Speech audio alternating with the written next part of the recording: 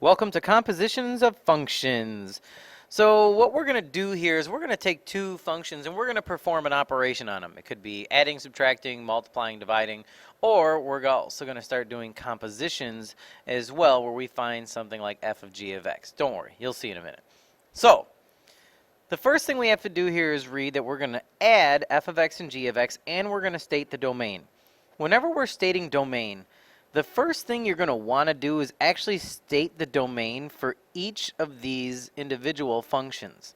So the domain of this one, x can equal any real number, because you can take the cube root of a positive, a negative, or a 0. And the next one is also a cube root, so the domain of this one, x can be all real numbers as well. So there really aren't any restrictions on the individual f of x or g of x. So now we're just going to go find the sum. So we have 3x to the 1/3 power plus 2x to the 1/3 power. We know that since the variables and exponents are the same, we can just call that 5x to the 1/3 power. But, of course, we're going to write it in the proper way without the rational exponents. So we have 5 times the cube root of x. So that is f of x plus g of x. But now we have to state the domain of this actual composition. So we have a cube root. We can take the cube root of anything. So the domain for this is still x can equal all real numbers. Okay? So before you even do it, like I said, it's good to do it with the originals just in case something funny happens. But then again, you have to think about your final answer as well. So this next example is the exact same type of problem using the exact same. I would like you to just do B on your own. Go give it a try. If you have the cube root of x and the domain x can be all real numbers again, you are good to go, because this is the exact same as part A except for you're subtracting. So 3 minus 2 is 1. The next set, number 2. We have two new functions for f and g of x. So we have to start over by stating the domain for each again. We do not have any restrictions with cube roots. So the domain for this is x equals all real numbers. But when we have a square root or an even root, you should remember we are not allowed to take the square root of any negatives. So this one, our domain, x, cannot equal any negative numbers, or we can say x must be greater than or equal to 0. Okay, now that's just for your own knowledge. When you write your final answer, it must be in proper notation. So to find the product, we're just going to multiply. So we have 4 times x to the 1/3 power times x to the 1/2 power. When we multiply, we add our exponents. So this is 4x to the 5/6 power. And then we're going to rewrite that in proper notation. So we have 4 times the 6th root of x to the 5th power. So that is our answer. So now we have to state the domain. So you are not allowed to take an even root of a negative number. So this still is going to follow the rules. So our domain for this, x must be greater than or equal to 0. Okay, and that comes from this g of x, where we would not be multiplying by any negative numbers anyway. So it makes sense that the end x still is going to be greater than or equal to 0. Now this next example is going to have a slight twist with the same type of functions. The deal is g of x still has to be greater than or equal to 0. So I would like you to try D. So if you have 4/6 root of x to the 5th all over x, you are correct for part D. What you had to do is, again, you're just dividing.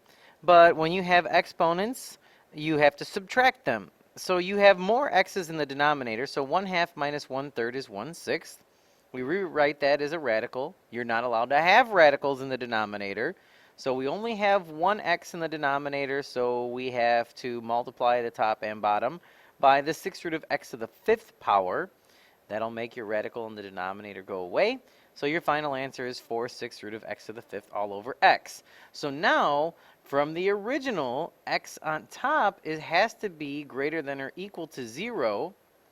But in your denominator, x is not allowed to be equal to 0 anymore. So your only answer, or for your domain, x can only be positive numbers. So our domain is x has to be greater than 0. No more greater than or equal to. Moving on.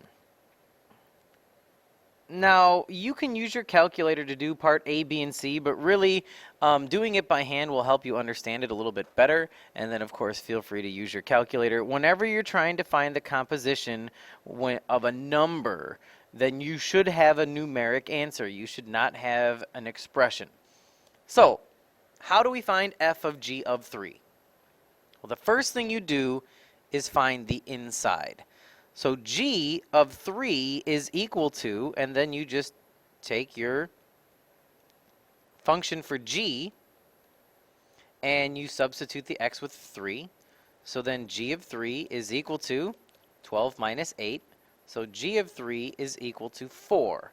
But now what we're going to do is we're going to substitute 4 into our f of x. Okay, so now we're trying to find f of 4. Because we know that the value of g of 3 is 4.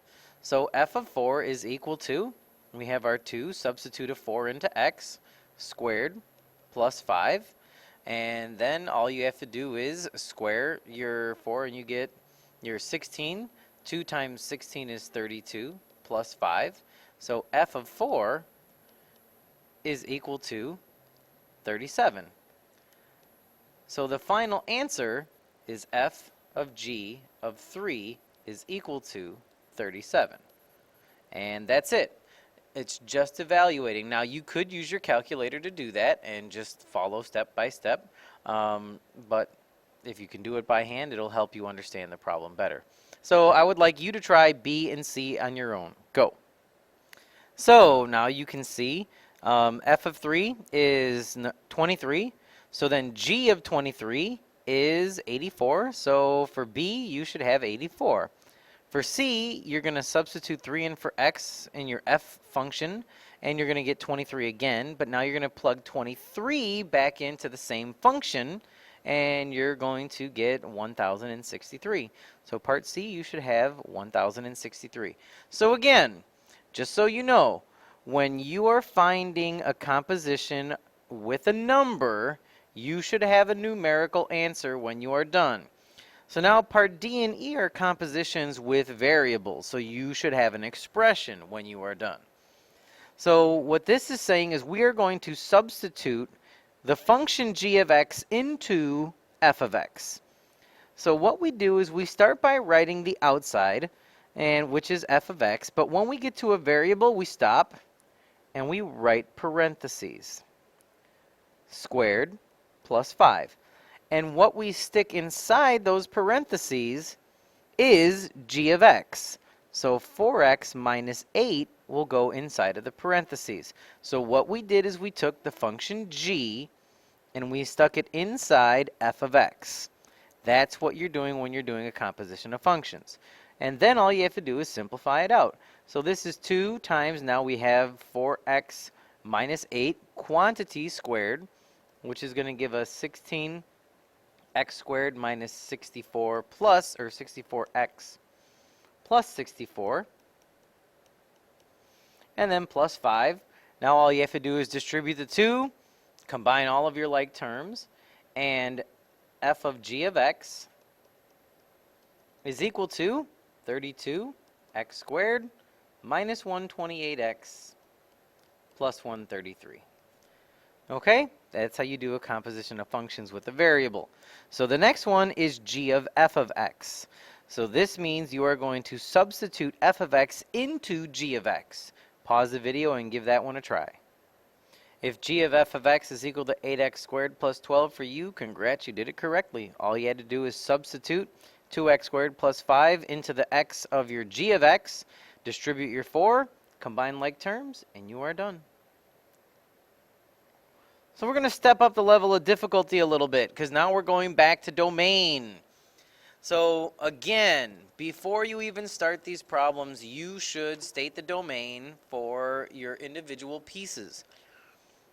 2x to the negative 1, that's like saying 2 over x. This means x is not allowed to equal 0. X squared minus 1, x can equal anything it wants for this one because you can square a positive, a negative, or a 0. You're not allowed to have a 0 in the denominator, so you're not going to be able to have 0 in this answer if we're substituting f into g. So this one, this says f of g of x. So basically, f of, do we have any restrictions on the inside?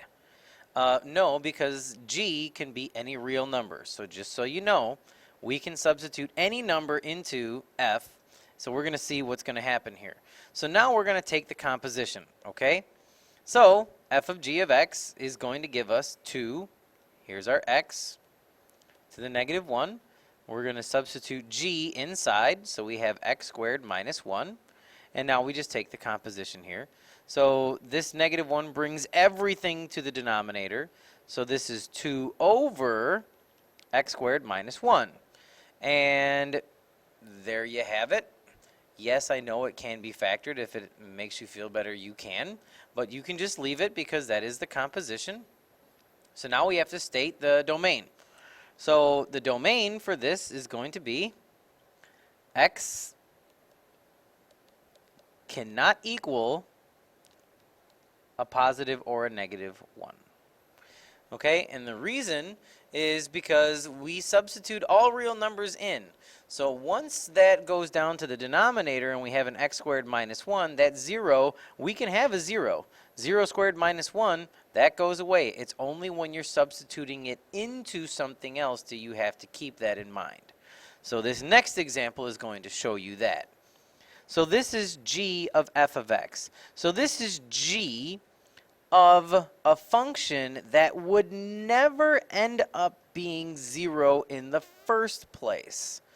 So we are not going to be able to have a 0 in this no matter what because we would never take a 0. So now we're just going to work it out. So this is, here's our x squared minus 1. Substitute in our 2x to the negative 1 for our f and work it out. So this is going to end up giving us 4 x to the negative 2 minus 1. And that's going to bring our negative, or our x to the negative 2 into the denominator. So our final answer for the composition is 4 over x squared minus 1. And as you can see, x is not allowed to be 0 in the denominator, and because it wasn't allowed to be 0 in the first place. So your domain, x is not equal to 0. Okay? So there's one more for you to try. Part C, go ahead and give it a try. If you simplified correctly, you should just have an x, but your domain still cannot be 0. So let's go through this setup. All you have to do is substitute 2x to the negative 1 into the x. So when we raise, so this is going to become 2 to the negative 1, and a negative 1 times a negative 1 is a positive 1. So this 2 just goes downstairs, so we have 2 over 2 times x, which is just x. But, like I said in the very beginning, we were never allowed to have a 0 inside for our x anyway. So that means your domain, even though there's no restrictions here, we would have never been able to substitute a 0 in the first place, so you still must use that in your domain. Okay? Question number 5 is pretty much the same thing. So I'm going to ask you to pause the video and try this entire number 5 on your own, and then we'll talk about the word problem, and then we'll be done. So for number 5, if you look carefully, you should have 18 over x minus 9 for part A. Your domain is not allowed to be 0 because you have an x in the denominator. For part B, you simplify and you get x over, or 2 over x minus 3. So your domain cannot be 3 because we have a denominator of x minus 3, and you're never allowed to have a 0 in the denominator. And finally, part C, You should simplify to x again, but this time x is not allowed to be equal to 0. Again, that's from the very beginning where we would never substitute a 0 into this function in the first place. So therefore, he still cannot be in your final answer even though x has no restrictions of itself. So for this word problem, we're going to use a composition of functions to find the total percent discount. So we have the C, which is our cost, and then we have S, which is our sale price, and then we have our F, which is our final price. Okay, so we're going to find S of C, which is equal to 0.85 C, because we have a 15% off discount. So 15% off means we're only going to be paying 85% of the price. And then we're going to have our final, which is we're going to take an additional 10% off, meaning we're going to be finding 0.9 of S. So our composition here is just going to be F of S of C, which is equal to 0.9 times 0.85C. Distribute, and you're going to get 0.765 of the original cost. So 0.765 of our original cost of $8.99 is going to be a grand total of $687.74.